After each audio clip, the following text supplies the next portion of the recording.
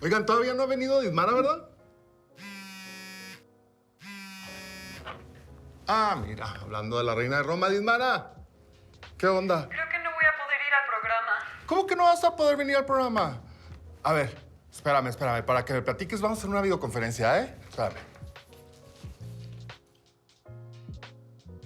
¡Ay, ahí estás! Bendita Sí. tecnología, Dismara. ¿Qué ocurrió? ¿Por qué no vas a poder venir al estudio? Me hice una prueba COVID y me salió positivo. ¿O has tenido algún síntoma o algo?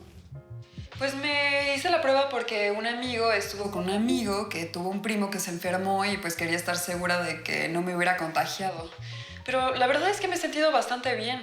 Deben saber que este tipo de pruebas, llamadas pruebas diagnósticas, no son 100% precisas.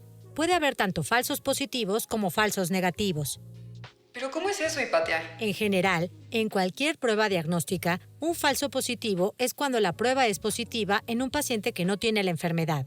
Y por otro lado, un negativo se da cuando al paciente se le dice que está sano y en realidad sí tiene la enfermedad. Hay algo que se llama sensibilidad de la prueba. Cuando una prueba tiene una sensibilidad alta, entonces es más probable que salgan falsos positivos, pero muy difícil que salgan falsos negativos, lo cual querría decir que si te dicen que no tienes la enfermedad, puedes estar sumamente tranquilo, pues sería muy improbable que la prueba se haya equivocado. Pero si sale positivo, quizá tengas que hacer otro tipo de examen para tener mayor certeza. Oye, qué interesante. Pero en el caso específico de las pruebas COVID, ¿cómo funciona todo esto?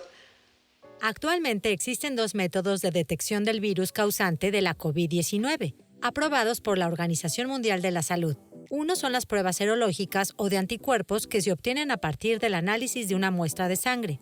En esta muestra se detectan antígenos del virus o anticuerpos creados contra este. La ventaja de estas pruebas es que son muy rápidas. Los resultados pueden tardar entre 10 y 15 minutos desde la toma de la muestra, además de ser muy económicos. Las otras pruebas son las moleculares, virales o PCR, que en sus siglas en inglés significa reacción en cadena de la polimerasa. Estas pruebas detectan parte del genoma del virus. Sin embargo, ambos métodos tienen desventajas. Las pruebas de anticuerpos, debido a su baja sensibilidad, tienen apenas una efectividad del 50%. Como no todas las personas tienen la misma respuesta inmune, alguien puede tener pocos anticuerpos que no se reflejen en los resultados. Las pruebas de PCR son extraordinariamente sensibles, capaces de detectar cantidades ínfimas de RNA viral. En ocasiones, incluso aunque no esté relacionado con infección activa ni con contagiosidad. Puede suceder entonces que se den casos de falsos positivos, sobre todo si el paciente no tiene síntomas, como quizá es tu caso, Dismara. Todo esto es importante saberlo. Si tiene unos síntomas y la prueba sale negativa, habrá que repetirla o buscar una alternativa. Podría uno pensar erróneamente que está sano y ser portador de la enfermedad. Por otro lado, si está uno sano y la prueba sale positiva, es prudente no angustiarse, pues podríamos estar ante un falso positivo. En general, estas pruebas son confiables, pero como decía, nunca serán 100% confiables. ¿Qué recuerdan del estudio de la probabilidad? La probabilidad asociada a un suceso o evento aleatorio es una medida del grado de la certidumbre de que dicho suceso pueda ocurrir. Sí, por ejemplo, si arrojamos esta moneda al aire y queremos que salga sol, al tener 2 caras la probabilidad será de 1/2. Puede salir águila o sol a mitad de los eventos, o sea, uno de los 2 será positivo. Siendo cada tirada independiente una de la otra, la probabilidad siempre va a ser la misma. La probabilidad también se puede expresar con porcentajes. En este caso hay un 50% de probabilidad de que en el volado caiga sol. Pero, ¿qué pasa cuando el cálculo de las probabilidades depende de 2 eventos? ¿Qué pasa si tenemos que calcular la probabilidad de que ocurra un suceso u otro, si los 2 no pueden ocurrir a la vez? Por ejemplo, si tiramos un dado y queremos calcular la probabilidad de que caiga un 1 o un número par, Pues en ese caso sumamos las probabilidades. Si la probabilidad de que caiga un número 1 es un sexto, ahora bien sabemos que 3 de las 6 caras tienen un número par, el 2, el 4 y el 6. Entonces la probabilidad de que saquemos un número par es de 3 sextos, o sea, un medio.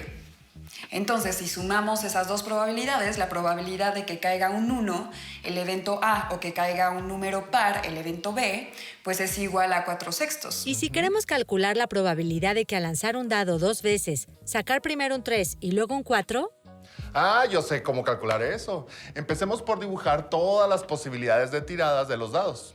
Contemos cuántas son. Eso es muy fácil. 6 por 6, 36. Contamos ahora el total de casos positivos. En este ejemplo en particular es muy fácil porque solo es 1, el 3 y luego 4. Entonces, ¿cuántas de todas las tiradas posibles me dan el resultado deseado? 1 de 36, es decir, un 36avo. Claro, tenemos que la probabilidad del evento A, sacar un 3, es un sexto. La probabilidad del evento B, sacar un 4, es de un sexto también. Al multiplicarlas, lo que nos da es la probabilidad de que sucedan ambas. Oye, pero en este caso los dos eventos siguen siendo independientes. ¿Qué pasa cuando los dos están relacionados? Como en mi caso, que el tener COVID está claramente relacionado con el de resultar positiva en la prueba. Pues yo creo que tendríamos que ver cómo están relacionados esos dos eventos, ¿no? exactamente. El matemático Thomas Bayes demostró el teorema que lleva su nombre y que trata justamente sobre la probabilidad de que un suceso ocurra condicionado por otro. Se sabe que Thomas Bayes nació en Londres, Inglaterra, en 1702, pero no se ha encontrado registro de la fecha exacta de su nacimiento. Recibió educación privada por la que pudo ser teólogo, matemático y miembro del Royal Society desde 1742. Bayes estudió el problema de la determinación de la probabilidad de las causas a través de los efectos observados, es decir, la manera de calcular a partir de la frecuencia con la que un acontecimiento ocurrió la probabilidad de que ocurrirá en el futuro.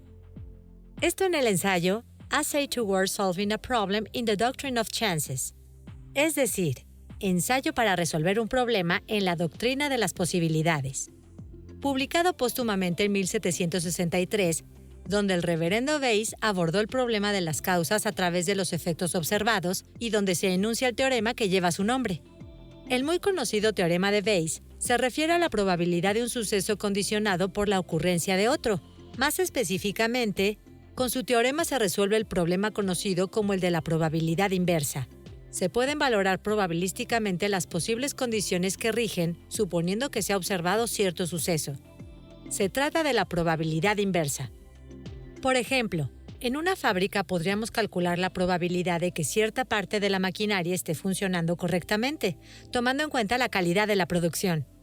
La estadística bayesiana se ha mostrado, a diferencia de la estimación estadística tradicional, como un modo de ajustar nuevas expectativas según la experiencia concreta que tenemos sobre algo, lo que tiene mucha utilidad en diversos campos, desde la medicina, los juegos de azar y hasta el tratamiento informático de datos. Regresando a tu prueba positiva, Didmara, podemos usar el teorema de Bayes para entender mejor qué está pasando, ¿no? Según los datos de la Secretaría de Salud del Gobierno de México, hay 46 contagiados por cada 100,000 habitantes. Esta es la incidencia por COVID. La prueba tiene alta sensibilidad, es decir, tiene una alta capacidad de detectar correctamente un contagiado y también tiene una alta especificidad, es decir, también tiene una alta capacidad de detectar a una persona sana. Si Didmara se ha sometido a una prueba PCR que tiene 98% de especificidad, acertará en 98 de cada 100 casos y fallará en 2. Un 2% será un falso negativo, es decir, la persona tendrá COVID, pero la prueba dirá que no. La prueba tiene alta sensibilidad. Esto también quiere decir que habrá 98% de diagnósticos negativos correctos, pero habrá un 2% que será positivo. La prueba tiene una alta especificidad. Exacto. Esos son los falsos positivos, es decir, casos donde la persona no tiene COVID, pero la persona dice que sí lo tiene. Supongamos que Didmara fue una del millón de personas en el mundo que se aplicaron la prueba ese día. Eso quiere decir que de acuerdo con la tasa de incidencia de ese millón de personas que se hicieron la prueba, 910 tienen COVID y 999,090 no lo tienen. Como nuestra prueba es fiable al 98%, de las 910 que tienen COVID, la prueba será realmente positiva en 892, pero habrá 18 que serán falsos negativos. Por otro lado, de las 999.090 personas que no tienen la enfermedad, la prueba resultará negativa en un 98% de los casos. Habrá entonces 979.108 a los que la prueba les dijo que efectivamente no tienen la enfermedad, pero 19.982 serán falsos positivos. Ahora, si sumamos el número de pruebas positivas de personas que realmente tienen COVID más el número de falsos positivos, tendremos al número total de personas a las que la prueba les dijo que son positivos. Un total de 20.874. Es decir, de personas que recibieron el resultado que dice positivo al COVID como el mío. Didmara es una de las que recibió el diagnóstico positivo de esas 20.874. ¿Qué probabilidades hay de que sea una de las 910 que según la tasa de incidencia sí tienen COVID? Obtenemos el porcentaje multiplicando 910 por 100 y dividiendo el resultado entre 20.874. El resultado es de 4.36%. ¡Órale! Una cantidad mucho más baja que el 98% que pensaba. ¿A poco no son resultados sorprendentes? Ahora, para saber más de la relación entre medicina y probabilidad, vamos con nuestro entrevistado. Pues vamos.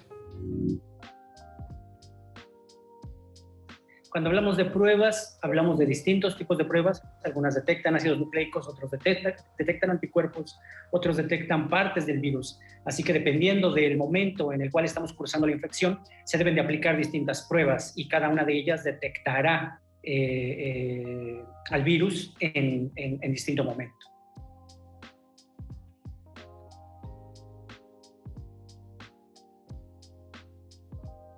Esta presencia de falsos positivos en la aplicación de las pruebas, hasta donde yo tengo información, ha tenido poco impacto en cuanto a los números que nos ha arrojado todas las pruebas de diagnóstico que se realizan a nivel mundial. Por definición, la prueba de estándar de oro para el diagnóstico es la prueba de PCR, la cual fue una de las pruebas que se diseñó en momentos muy tempranos cuando la pandemia iniciaba. Y hasta la fecha nos ha dado buenos resultados para determinar el avance de esta pandemia a nivel mundial.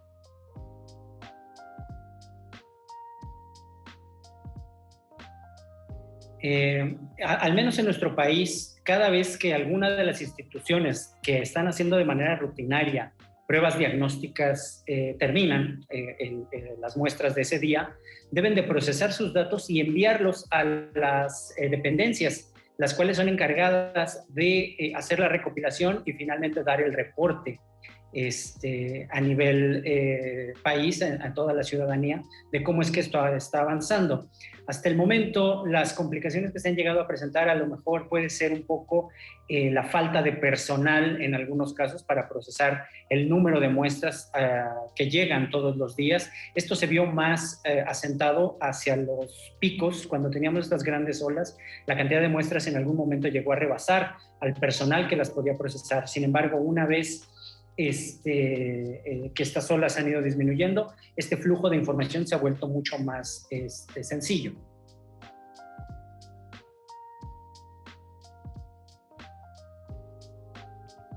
Bueno, esto tiene varias razones. La primera es que como individuos presentamos ciertas diferencias que pueden afectar cómo es que el medicamento tiene un efecto en nosotros. Sin embargo, los porcentajes de eficacia que tienen, sobre todo las vacunas, son porcentajes muy aceptables, ¿no? a nivel general. O sea, aquí ya las diferencias individuales de las personas realmente están quedando un poco en segundo plano, dado que la eficacia ha demostrado ser muy alta. El problema de los falsos resultados se da en muchas áreas del diagnóstico médico, con distinto grado de certeza. Por ejemplo, en las pruebas de embarazo.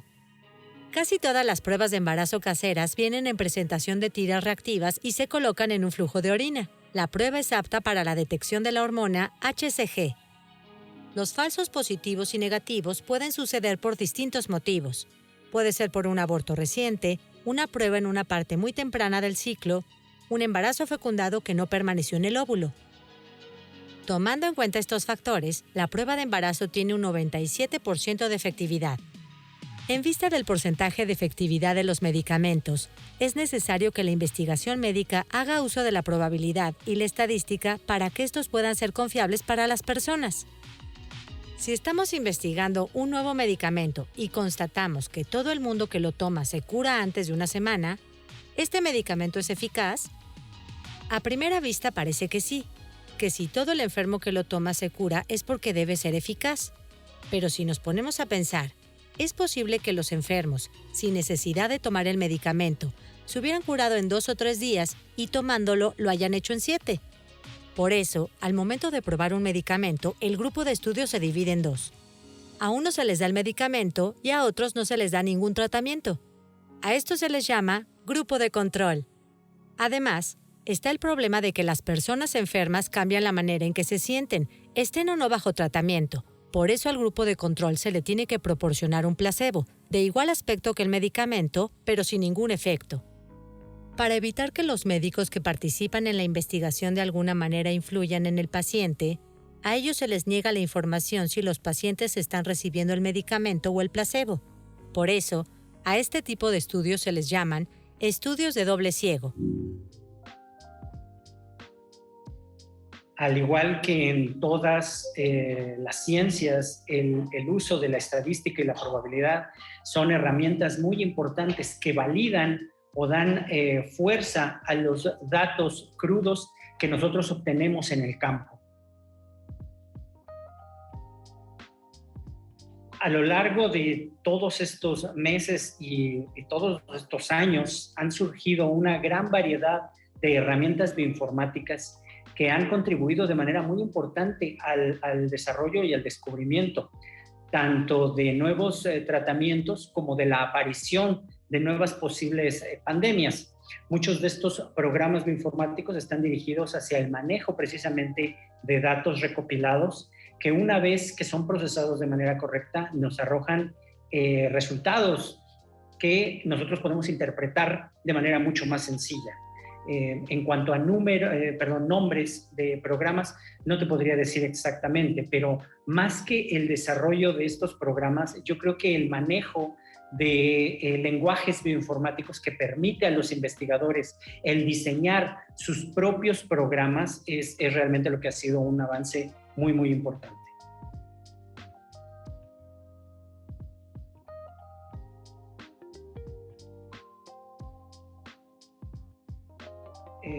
Precisamente el desarrollo de las herramientas bioinformáticas y la aplicación de las matemáticas, como sería la estadística, permiten que una vez que nosotros hacemos el procesamiento adecuado de los datos, por supuesto es necesario aplicar las pruebas correctas, la interpretación personal que el investigador o el médico pueda tener de esos datos queda en segundo plano, ya que los datos son sólidos a nivel estadístico.